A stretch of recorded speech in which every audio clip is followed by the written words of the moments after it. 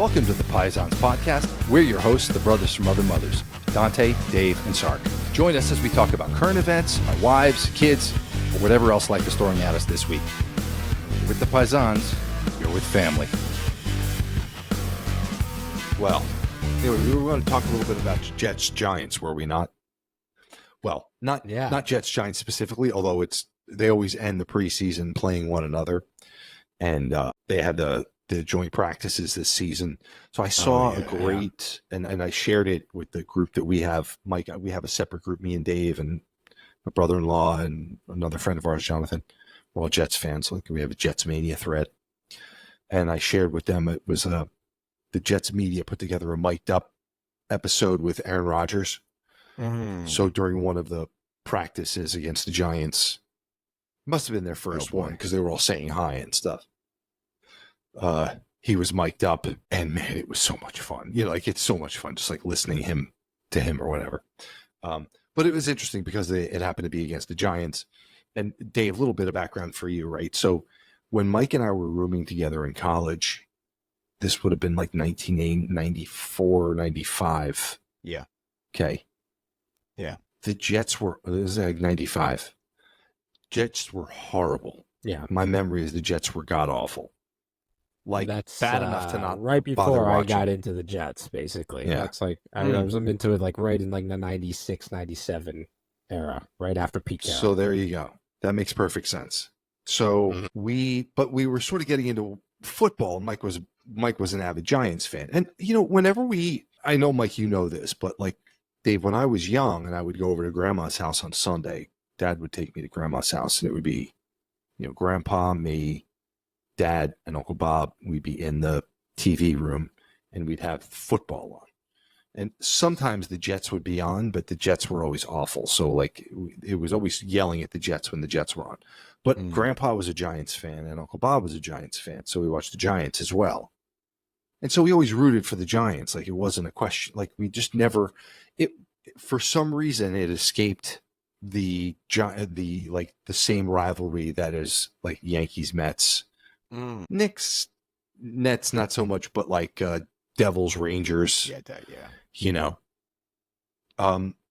So there's never been hatred. Like, I always have rooted for the Giants. Again, unless they're playing the Jets, I'll root for the Giants. So anyway, so it's just sort of interesting how now the end of the season, the end of preseason, for a bunch of years now, they always play, the Jets and the Giants play the third game. They were calling it the Snoopy Bowl for a while because MetLife with the Snoopy thing was a bit of a joke. So they played Mike, and it was great because this mic'd up thing is awesome to hear, regardless of who the Jets were playing. To hear Aaron Rodgers, like, he's on another level. He is at the point in his career where, you know, I'm trying to get to that point in my own career where he just, like, nothing phases him. Whatever it is, it's like, oh, all right. You know, it's like he's seen it before. He's been there. He's having a great time. I mean, what a difference for us as Jets fans. And Dave, you can attest to this. You know, our quarterbacks, we don't get any calls. I mean, our like, Zach Wilson was getting his head handed to him sometimes. The backups, Mike White got nearly broken in half at one point. And there's no flags. Right. You know, they don't get a single call. Welcome to the refs NFL. Don't even know who they are. But it's going to be a little bit different this year with Aaron Rodgers. You can just see the difference. I mean, he's there. He knows the refs. He's teasing the refs. He's teasing the Giants players. He's teasing the opposing coaches. You know, he was going over to the Giants defensive line, and he's like, "So what's going on today, guys?" And they're all, you know, they're introducing themselves. They're all super respectful, and they're all like introducing themselves or whatever. He's like, "So, just gonna give you the dish on today. You can expect a lot of long hard counts, plenty of long hard counts." And they're laughing, you know. They're like, "Oh yeah, I bet." You know, he's a stud, man. Jokes. I heard him with practices though, like they're practicing together, right? Like after over the last week, the Giants were just getting manhandled. I heard they had some competitive practices. I think the Giants' defense is decent enough. You know, like I think that they have a good enough defensive line, but I don't know. The offense is going to be, I don't know, shaky, depending on Daniel Jones, really. So it's all about that. What you think about him? I know. I think you got a stud in that kid Neighbors, the wide receiver. Yeah, that kid can play. I think so. I mean, Oh, yeah. Yeah. it's He'll- funny though. That's Like exactly. they didn't talk about him as much once he went to New York, and I'm figuring because the guy on the other side, is assuming it's Jones. Can he even get it to him? It's like I don't even see Daniel Jones throwing touchdown passes. So I hope it makes it different. I hope it elevates his play also, but I don't know, man. I don't know. Well, so what's your take? I'm curious, Mike, your take, Dave. I'm really curious on your take too on Daniel Jones, because I really don't know anything about him. Yeah. So, I mean, I'm curious, like, Mike, what's your take? And Dave, I'm definitely curious what your take is, because you're far more knowledgeable about these things than I am. I would say he's probably a good backup. Really, but he's you not a think? starter. I don't. I mean, for my team, I don't see him as a starter. I think they know that. There's just nobody else. There hasn't been anybody available to them. They had no money. You know what I mean? There was nobody really in the draft that they could pick. I know they didn't like the guy who went to Minnesota. They talked to him, but I don't think they liked him. So they're sort of married to Jones, but he's not really a leader. He doesn't have like sort of that edge or those hard conversations with his players. He's kind of like the nice guy. He's a quieter, low key type of dude. The Giants organization seems to like that in their quarterbacks, but he's like, obviously he's not an Aaron Rodgers. He doesn't have even close to the experience, but he's not a leader. And you look at some of these other guys that have been in the NFL for a short while, like a Joe Burrow, who's a friggin' stud, and the guy comes in and he leads the team. Like, there's no question when they get on the field. He's the leader. Yeah, I mean, I think you have to look and honestly see parallels between the Giants and the Jets, and just the path that they've gone the last few years.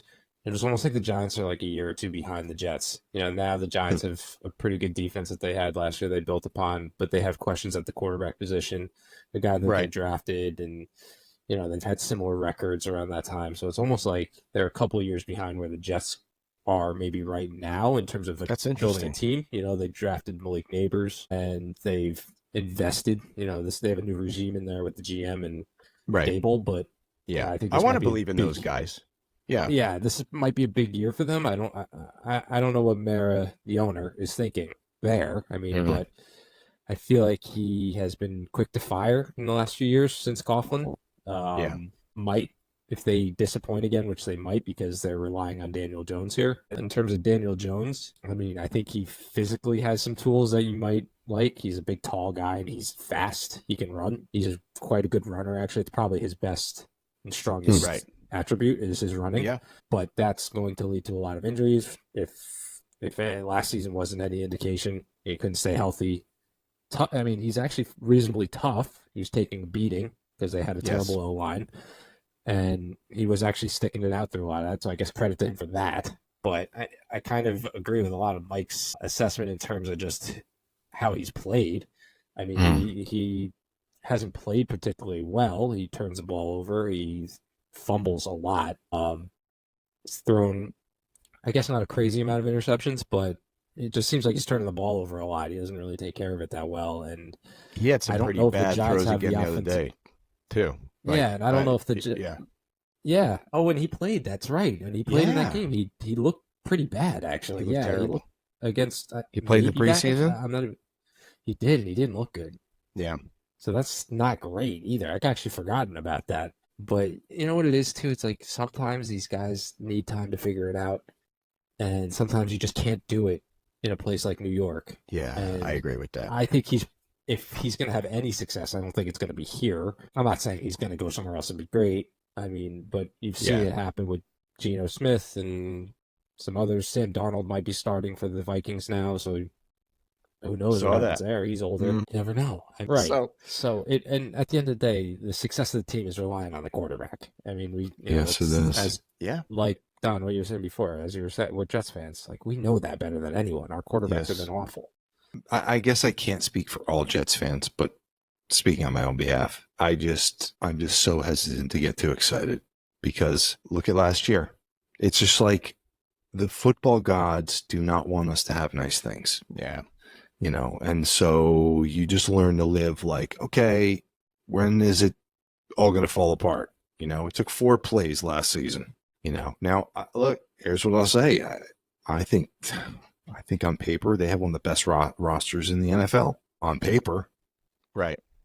Yeah. What will that mean as the season plays out? I don't know. Dare I point out that we've been lucky so far in the preseason as far as injuries go. Yeah. Now Hassan Reddick may end up signing at some point this week, some kind of a deal to come back. I don't know what's going on there. It's insane. If he sits the bench, quite frankly, I'm sure we'd miss him. But at the same time, I think it's the right thing to do. I don't think they should turn around and surrender to paying him. That's my point is, on paper, we have a really good team. Yeah, I think you were probably going to talk about how the team or the defense is really strong even without him. Right. At the end of the day, even without him, still going to be a top defensive unit, more than likely, assuming health, of course, probably in the league. So, and I think we have guys that we've drafted and invested in that will need to kind of step up to fill in for a guy like Hassan Reddick specifically. But that's what you build this team for. That's what you have to believe in. So you have to hope, and why not believe that some of these guys can take that leap? We've seen some of them do it already. Well, if you look at last year, okay, I don't know how many games, Dave, would we have won if we could have scored 2 touchdowns. If two of the field goals we kicked last year could have been touchdowns instead per game. What's the record? I'm curious what our record looks like. And none of us is able to jump up. But I'm curious. I bet that we have a 15-win season. How many games did we have where if we could have just scored a couple of, one touchdown, we're stifling. And think about how different the defense has to play when there's no scoring going on either. Mm-hmm. So you give them some scoring, you give them a couple point padding, they could be stifling, absolutely stifling. If they could take more risks. Net, how much did the team change from last season? Are they better? Are they the same? I think they improved. Better. Yeah. My opinion is that they're improved. They've invested heavily in the offensive line. Signed Tyron Smith, who's an all-pro caliber left tackle. He's been, but he does have injury concerns. Mm-hmm. They traded for Morgan Moses. Well, they traded for Morgan Moses first, who was with the Jets a couple years ago, but he's been a Pro Bowler in the 2 years since. Yeah. So he's going to play right tackle. And then they drafted in the first round Olu Fashanu. Is that how you say his last name? Yeah, Fashanu. Fashanu? Yeah, I'm not sure how it is. Fashanu. They drafted him, another tackle, who's going to be now an extra tackle to just have in case one of these guys goes down his first round pick. So you would imagine they expect big things from him. He's going to back up Smith, and he will be Smith's heir.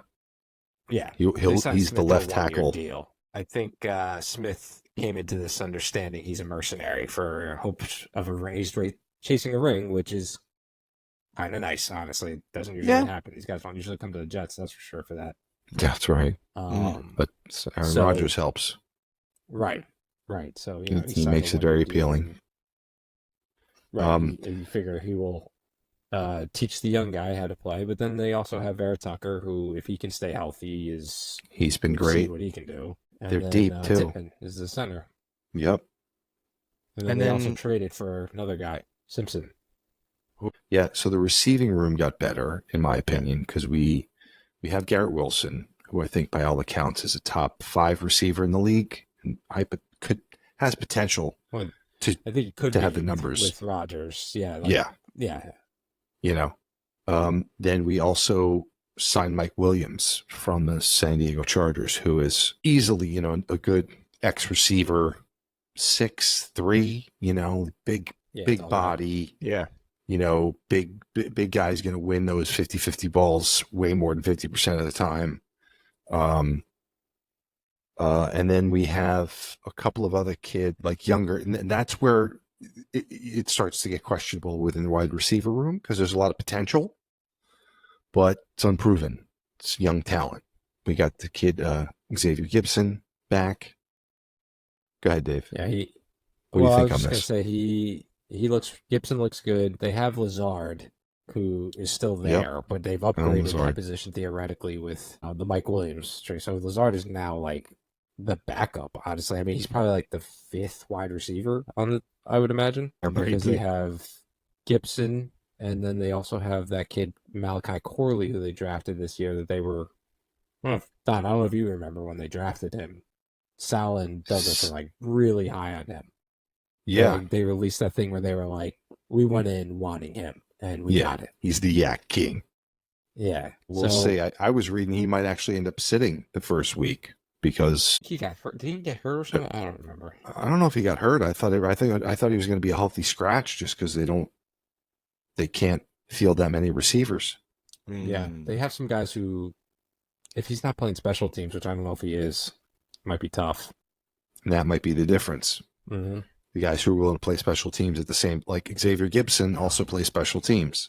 Mm-hmm. Now I know that Corley was also going out, I believe, to be a punt returner. Okay. Well, but I don't think he won that role. I'm pretty sure that Gibson can retain that role. Something tells me that Corley's going to play. Maybe not right away, but I think he'll get some time. So the receivers that's probably the area that they could maybe improve. Because the running backs, I mean, Breece Hall is. I think the running game is going to be fantastic this year because they got Breece Hall, and then they have some depth there. There might be some guys you don't really know much about yet, but they have some skilled players. Yeah, with that new line, I mean, you would think. Yes. The line, right? That's fantastic. Breece Hall could have a breakout year. Oh yeah, he could have a breakout. I mean, that kid is a stud. He is. Wow, what a talent! Just so glad we have him for like his best years. I'm high on the rookie too, Braylon Allen, I believe his name is. Yeah. Big guy, big running back. I think it's late in games. If he's coming in fresh, like that might be tough to handle. I agree. Can't wait. Can't wait. And then the defense, Mike, as you know, is just. Did the defense get better, Dave? What changes happened on defense? Well, Chuck Clark is back at safety, and I think he's better than Whitehead was. Yeah, so that's an improvement. That's there's at least an argument there, but we haven't really seen Chuck Clark yet, so I don't know. But I think there's at least an argument that he's better than Whitehead, who actually played decent for us last year. So they brought Clark in, and then he was injured last season. Is that what exactly? Happened? Yeah. He joined the team and then immediately tore his ACL or broke his ankle. I forget what it was. Something I don't know. Yeah. I mean, I think he was actually going to play alongside Whitehead last year. So I think Tony Adams is really the one that's stepping up, but they've had Tony Adams for a few years, and I think they like him. So I mean, he's at least solid. I don't know if he's an upgrade, but I mean, I guess you could point to maybe run defense as a concern potentially for the Jets. If you're going to try to find a concern with the defense, I mean, I think they should be still pretty solid there, but I feel like the interior lineman might still be the one issue that needs to show, because they have a guy named Javon Kinlaw, who was a former first-round pick for the Niners. Didn't really pan out there, but came to the Jets, and maybe he could be one of these guys who needs some time to develop, right? I mean, they're talking about him pretty highly right now in camp, thinking that he might fill kind of that run stuffer role, maybe even like interior pass rush type of role. We do have and surrounded by dudes that'll help him elevate his game, maybe, right? I mean, yeah. Exactly. So we have Quinn Williams. I mean, again, they have Reddick, but he's not there. Right. But Jermaine Johnson took a big step last year in his second year. He was a legitimate pass rusher. I'm expecting another, honestly. I'm expecting him to get better. So I don't know if he will, but I'm expecting him to get better. They cut Lawson. I mean, they got rid of Lawson, I believe. They did. He was kind of a bust after his first year. He looked so good his first year, and then he just really fell off. Well, I think his first year he tore his ACL, right? Or he tore his. That's what it was. He came out of the gate looking hot, and then he tore his he might have been an Achilles as well for him. I think he was coming off of an Achilles, and then he tore his ACL, or vice versa. It was but yeah, you're right. It was one of these classic examples, Sark, especially for Jets fans. It's like, this so and so looks beastly. He's like, Lawson looks unstoppable.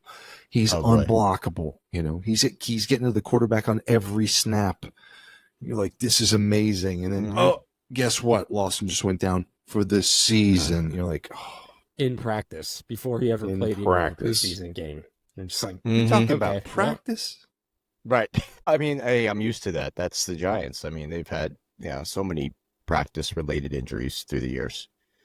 Even again now. I mean, they just can't catch a break. They're plagued by injuries. I was going to ask you guys. So, what does the Jets' schedule look like? They open in San Francisco. Monday Night Football. So it's 2 weeks from yesterday. It's a week from yesterday. Yeah. Yeah. They 2 open weeks from yesterday. in San Fran. They open in San Francisco. That's a tough one. So that's tough to Monday. start out with. Then they play that Sunday. It's Tennessee, right, Dave? Believe so. Actually, Tennessee. But then I know New England is week 3.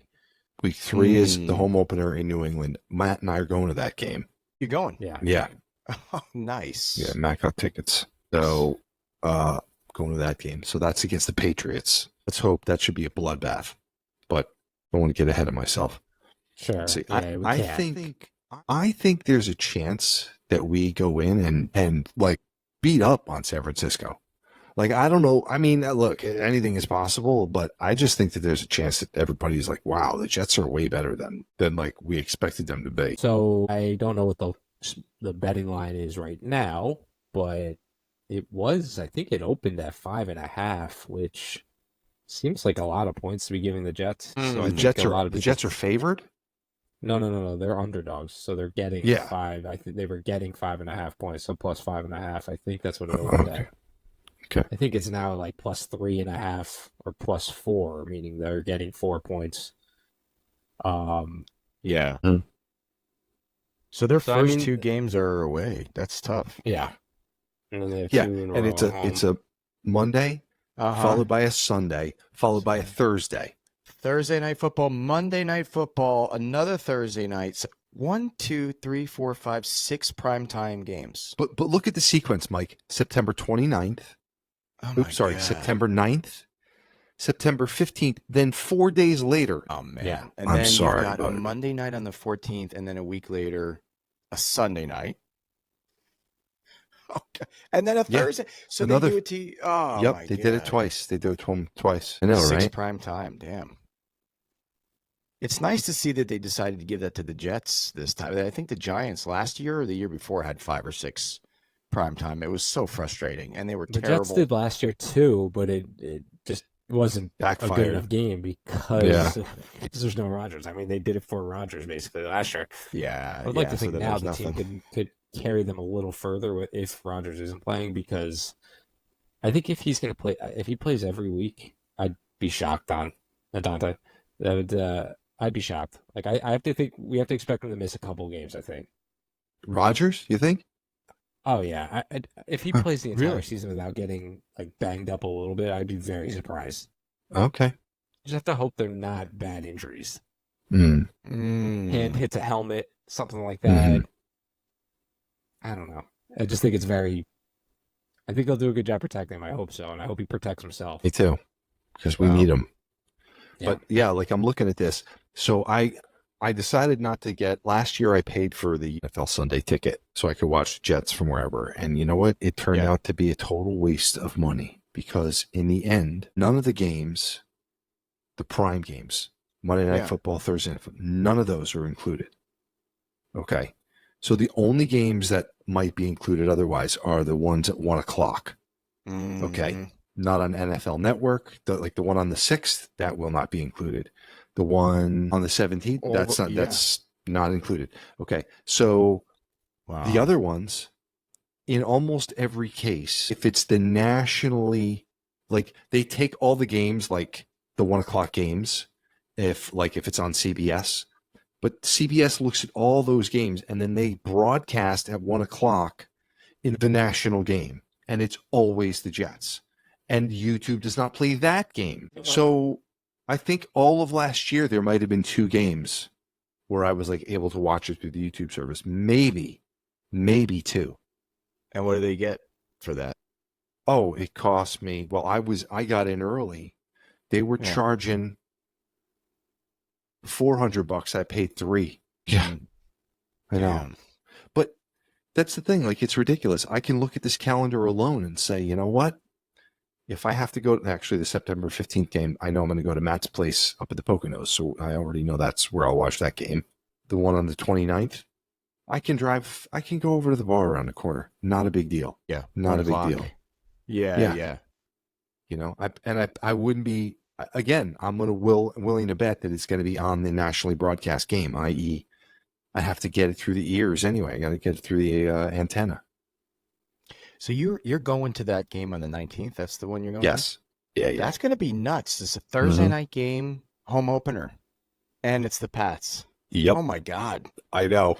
And I'm going with Matt. It's gonna be awesome. We'll pick a game this year, and we'll go me, Matt, Dave, my buddy John, and Joey probably won't be able to join us because he's just gonna be at school. Yeah. But in the past, like we'd bring Joey too. Like the 5 of us go, and that's a great time. That's a great way to spend a Sunday, you know. Oh yeah. You guys, you'll just get it on Ticketmaster or something, or StubHub, or does somebody have the tickets? Yeah, no, you get it through one of the services. Yeah. I mean, Matt and I talked at some point about maybe going in on something, and we may talk about it again. I'm not opposed to it, but at the same time, I'm just not in a position where I don't have money to drop, $5K or $10K on a PSL. No. Man, I don't know that it's fun going to every game. Maybe it's just a function of getting older, right? But it's like, not every game. We're going to the Giants Bengals. It's a Sunday night game. Yeah. Giant Stadium this season. My dad's coming for it too. That'll be cool. Oh, that's great. And that's going to be fun. It's fun. Yeah. But I can't imagine then having to go like the next Sunday. You make a great point, Mike. You really do. At this point in my life, you can see it so much better on television. You know? Yeah. You can turn it off if you get disgusted. You at your house. Yeah. Well, so the NFL is getting kind of crazy with like the games every day. There's a game on Friday. Yeah. I don't know if you guys knew that. Eagles and Packers, I think, in Brazil, and then I think Sunday is kind of regular, and then the Jets on Monday. But then there's going to be another Thursday night game, and then they'll do Saturday games later in the year. Who knows if they're doing a Good Friday game again? I don't either. I don't like this. Like it. They're going to spread themselves too thin. Because now you can't remember which Sundays do I have to be home, which Sundays don't I have to be home. Yeah. Then, you get the Sunday where you're like, yes. And then you're like, oh, shit, they don't play till Monday. Or, oh, that's right, they played on Thursday. It's like. That 1 o'clock Sunday thing is like once or twice a season now. Right? And there's something about that is so America. You know what I mean? Like it's like, it's 1 o'clock. It's football till like 9 o'clock tonight. That's there's something beautiful about that. Something nice about having that predictable event on the Sunday, and all the games happen and all the games are over, as opposed to now, Dave, to your point. It's like, okay, so this week we're playing Thursday. So actually I can Sunday. Am I going to do, it's like every day of the week. Who's around on a Friday to watch football? The fact that a lot of these games are on random streaming services now. So now the Thursday night games are all Amazon Prime. They'll have a random game on Peacock. You're like, who has Peacock? I agree. Like, does everyone have Peacock? Yeah. Like, we all have Peacock? I don't have Peacock. So if you don't have Peacock, you can't watch that game? Right. You can't watch that game. Just Impossible. like Amazon Prime. You can't watch a game if you don't have Amazon Prime. I mean, I have it, so it's not been an issue for me. Right. But it's like... That one I think most people have. But even still, it's... So you need cable TV to watch Peacock for regular I've been saying this for years.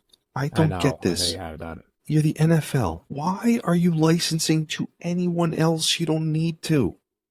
There's got to be more to it that I don't understand. There's got to be more money. Somehow there's just got to be more money still in the networking. How many millions of fans do you think there are? Like, I'm tempted now to actually do a little bit of real time. This is going to be the most ridiculous answer of all time. Over 410 million fans global. I actually thought it was going to be higher. I thought they were going to be like 3 billion people are fans of football. Let's go super conservative.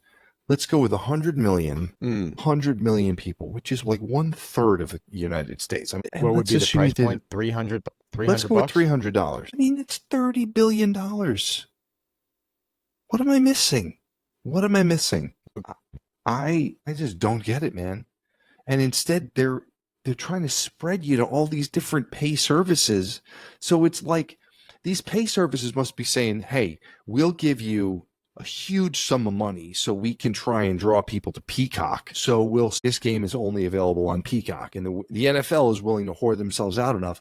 But even so, they're hurting their brand by doing it because people are not happy about it. Dave, you just sort of made that point. And I know plenty of other people are like, this is bullshit, I was going to say maybe this game right here, TBD against the Dolphins, this should be a very meaningful game, you would think, right? maybe this will be exclusively Peacock. It wouldn't be surprised. Roku TV. Actually, let's hope we've wrapped it up before then. Let's hope we beat Buffalo. Take that. Yeah. Oh yeah. Well, how do you think you guys stack up within the division? I think if they win the first game, that would be pretty spectacular. That'd be great. I do think the 49ers are actually somewhat vulnerable right now, but it does also seem like a lot of these guys are coming back. Trent Williams is about to get signed. Ayuk just signed. And meanwhile, we have Reddick, who still hasn't signed. So, I mean, I kind of lean San Francisco on this one. Yeah. I don't know. I mean, I wouldn't be shocked if they won that game, I guess, because I do think San Francisco is maybe a little vulnerable at the moment. But I still think I would go with San Francisco in that game. I basically would say exactly the same thing. It's like I won't be surprised if they beat San Francisco, but all things being equal on paper, I have to pick San Francisco to win that game. So I have to pick that one as a loss. But against Tennessee, I think that's a. I actually think Tennessee, New England, Denver. Right, that's Denver. Yep, it's 3 in a row. I think that all victories. 2 of the 3 are home. Especially if they lose that first game to Tennessee, I think it's now a must-win game. Yeah. So I think they win that one. And Denver might have a rookie quarterback, so got to beat them. Yep. Minnesota, surprisingly tough game maybe on the road, but I still think they should win that game. So I think they should. Got 4. I think 4-1 right now. Yep. So what do you think about that's Buffalo? 9:30 a.m. That's in England, that one, I think. Oh, jeez. Monday Night Football against the Bills at 4-1. I feel like we're going to split with the Bills. Kind of think that too. Man. Yeah. Well, I would take this first one as a win. Yeah. All right. Let's do that. Yeah, it's a good call. We'll take the first so one. That's 1, 2, 3, 4. Did you pick them to win against Minnesota or lose? What? Yeah, win against Minnesota. Okay. So 5-1. So you have them at 5-1 then at this point. Pittsburgh. And then the road, their defense is going to be good. I'm willing to mark that one as a loss just because I don't know if I could see them winning all of these games here. Mm-hmm. So yeah. So that's 5-2. 5-2. New Then they England. play the Patriots again. That's like if they lose against the Steelers, it's like all right, now they're getting right again. They should beat the Patriots, so they win that game. 6-2. Thursday night there's at home against the Texans. Mm-hmm. Yeah. I mean, Dante, we went to the game last year against the Texans, and it was Zach Wilson's best game of his career. Yeah. So 8-2. It's tough for me. I could see them maybe overlooking. No, that's not true. I take that back. Thursday night. All right. Yeah, I'll say we win that game. That's gonna be an incredibly tough game. 7-2. Then they play the Cardinals, and that could be actually kind of a trap game at Arizona. Could be, but you got to count it as a win.